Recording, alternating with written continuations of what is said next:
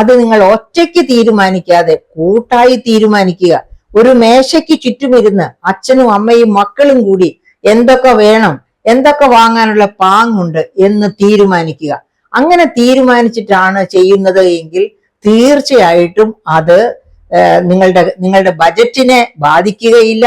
നിങ്ങളെ ഈ വാങ്ങൽ, ഈ തിരുവോണം കഴിഞ്ഞ് എത്രയോ പേരാണ് കടക്കണിയിലേക്ക് തിരുവോണം കഴിഞ്ഞ് പോകുന്നത്, ആവശ്യമുള്ളതും ഇല്ലാത്തതും ഒക്കെ. ഇപ്പൊ സർക്കാരാണെങ്കിൽ ഈ ഓണവിപണിയെ കൊഴുപ്പിക്കാനായിട്ട്, ഓണവിപണിയെ കൊഴുപ്പിക്കുമ്പോൾ സർക്കാരിൽ പലർക്കും വേണ്ടതുപോലെ കൈമടങ്ങുകൾ കിട്ടുന്നുണ്ടാകും. ഓണവിപണിയെ ത്രസിപ്പിക്കാനായിട്ട് എന്താണ് സർക്കാർ കൊടുക്കുന്നത്?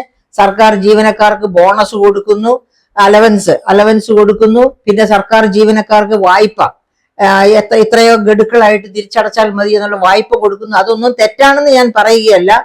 അപ്പൊ അങ്ങനെ ഒക്കെ കൊടുക്കുന്നു. അത് ഇതിന്റെ ഒക്കെ ഉപരിയാണ് ഇങ്ങനെ ഓരോ സാധനങ്ങൾ കൊടുക്കുന്നു. ആ കൊടുക്കുന്ന ഇതൊക്കെ ഈ വിപണിയെ ഉത്തേജിപ്പിക്കാൻ വേണ്ടി കൊടുക്കുന്നതാണ്. അപ്പം വിപണിയുടെ ഉടമകളും അല്ലെങ്കിൽ സർക്കാരിനോട് പിണങ്ങും. അങ്ങനെയൊക്കെയുള്ള ഒരു സാഹചര്യത്തിലാണ് ഇങ്ങനെ വിപണി ഊതി വീർപ്പിച്ച ബലൂൺ പോലെ ഇങ്ങനെ വികസിച്ചു വരുന്നത്. ആ വികാസം കണ്ട് വിറകൊള്ളാതെ, നിങ്ങൾ തുള്ളിച്ചാടാതെ, നിങ്ങളുടെ പോക്കറ്റിൽ എന്തുണ്ട് അത് നോക്കി മാത്രം വിപണിയിൽ ഇറങ്ങണം.